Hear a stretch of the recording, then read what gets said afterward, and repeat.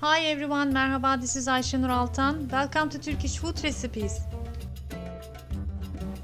In this episode, I'm making 3-course meal from a Turkish cuisine in 1 hour challenge. I'm gonna make şehriyeli bulgur pilavı, bulgur wheat with vermicelli, buğu kebabı, chicken and vegetable casserole with bechamel sauce, and lebeniye çorbası. Hearty yogurt soup with chickpeas and tiny meatballs served with mint sauce. So let's get started.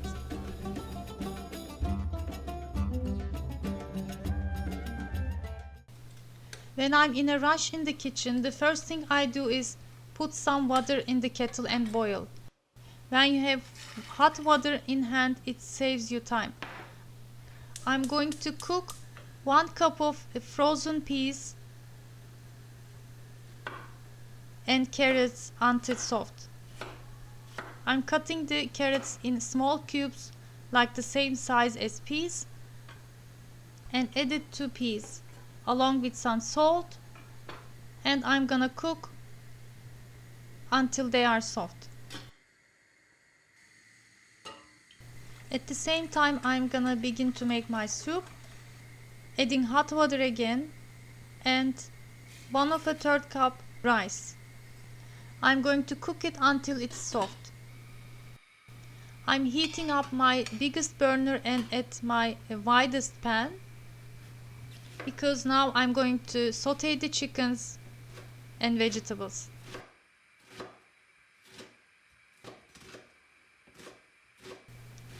Chopping 1 medium-sized onion.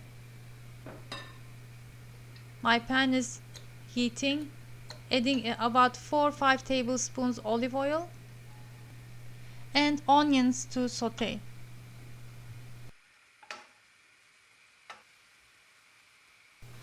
While it's cooking, I'm gonna continue to cut my veggies. I have sweet red pepper. I'm gonna cut it in cubes.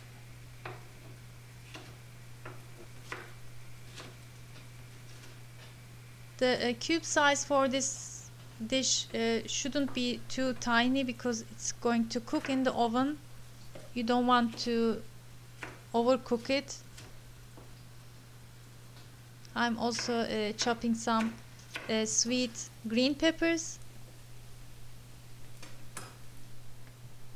And after my onions are browned a little bit, I'm adding 1 chicken breast that I chopped in cubes also. You can use boneless chicken thigh. It might be softer, but if you don't overcook, the chicken breasts also work well. Meanwhile, my rice is cooked. I'm gonna add about 3/4 cup cooked chickpeas from freezer. I usually keep it to use in the pilavs, rice or soups, so it is handy. You can also use canned chickpeas, and I'm gonna continue to cook them together.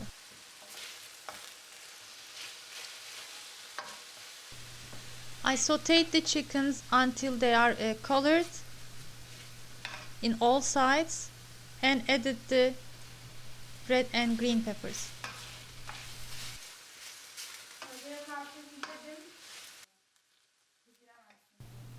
After about 3 minutes, I'm adding some chopped garlic. I didn't add in the beginning because otherwise they would burn. Garlic cooks easily, so you have to add it later to your dish. Next, adding peeled and chopped 2 medium-sized tomatoes. Again, I chopped them big in size. Seasoning it with some salt, red pepper flakes, and black pepper. I'm going to close the lid and continue to simmer to cook more. Checking my soup. The chickpeas and rice are very soft now.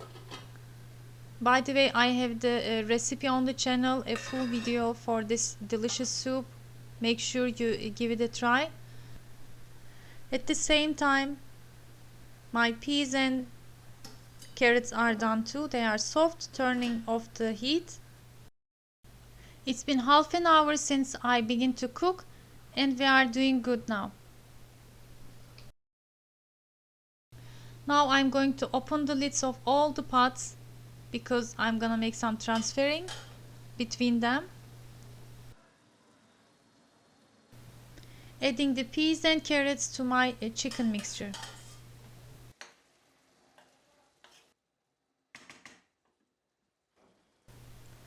Adding about a teaspoon oregano. It really goes well with this kind of dish. And some cayenne pepper.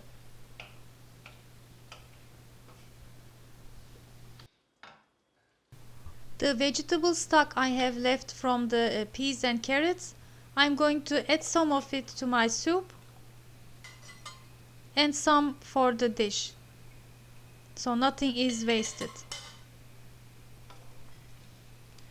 So everything in the chicken mixture is cooked now.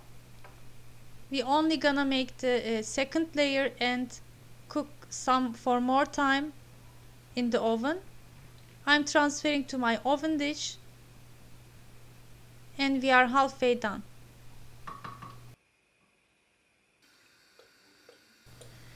I'm gonna use the same pan to make the bechamel sauce, adding 3 tablespoons olive oil and 1 tablespoon butter.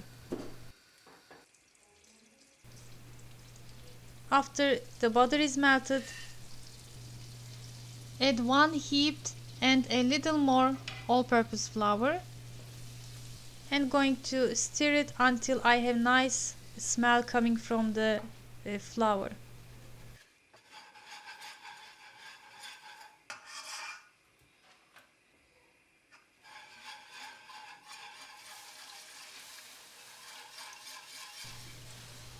After within 2 minutes, I'm adding 2 cups of whole milk and continue to cook until it thickens, stirring frequently from time to time.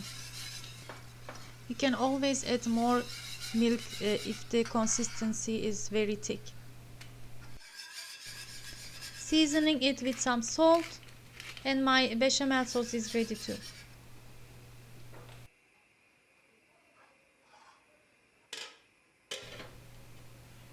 I'm gonna pour it over to my chicken and veggies mixture. Even now it tells you that it will be so delicious, right? But it will be even more delicious after it is baked for a while in the oven. My oven is preheated to 200 Celsius degree and I'm going to cook until everything sizzles and add the cheese on top. Right away I begin to make my Bulgur Pilaf, again using a white pan. This is important when you are making pilaf. Add about 3-4 tablespoons olive oil and 1 tablespoon butter, and I'm going to brown some vermicelli pasta. It really gives a nice nutty taste to your rice or Bulgur Pilaf, so usually I do it this way. And after I see the colors on the vermicelli pasta, I added 2 cups of bulgur wheat. I continue to saute everything about 3-4 minutes and add the hot water. For 2 cups of bulgur wheat, I'm adding 4 cups of hot water. Don't forget to season it with salt and cook on low heat until it soaks the water and soft. The Lebanese soup I'm making has these tiny köfte balls, meatballs. So I had them in the freezer for these times to make it handy. So I suggest when you make the recipe, double the amount for köfte balls and freeze the half of it. It will be more easier to make this delicious soup for the second time. I'm just going to fry them, stirring frequently on some olive oil, and meanwhile preparing the terbiye sauce for the soup.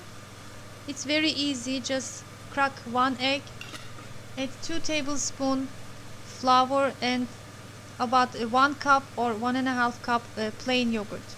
By the way, I make my yogurt at home and I shared the recipe with you. You are making it. I'm very happy about it with the comments. Again, watch from the links how I make my yogurt. After I mix everything, I add some of the hot water from the soup to make it even temperature. This is important to make a smooth soup, otherwise the egg can break. So make sure you add some hot water before adding to the soup. My köftes are cooked. I'm draining the oil and add it to soup.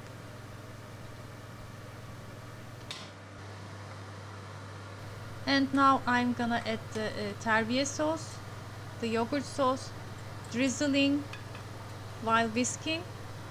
Since I warm it up, I'm pretty confident that it's not gonna break. Let it boil again, simmering on low heat, and stir frequently.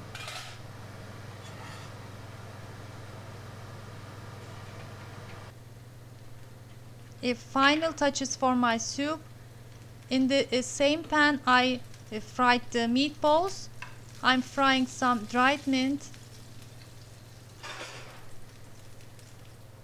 and drizzle over the soup, and it's ready.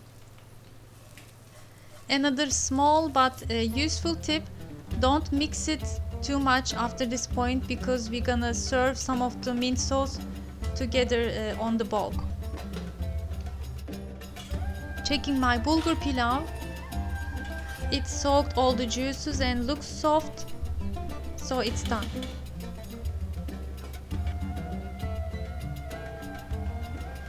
Let's get back to the oven. It has nice colors on top and sizzling. I add shredded cashew cheese or mozzarella you can add, and going to keep it for 5 more minutes. So it took for me about 1 hour or little more to cook everything, and I'm ready to serve it now.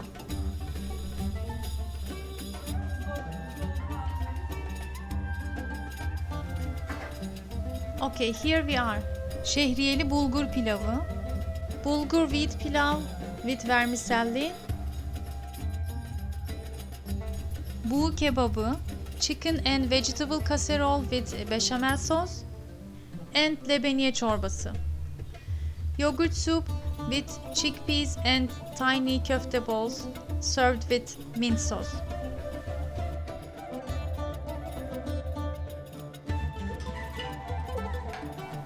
Let me serve you one plate of Buğu Kebabı, how it looks like. The bechamel sauce on top is oozing with the cheese. It has a delicious sauce coming from the veggies and chickens.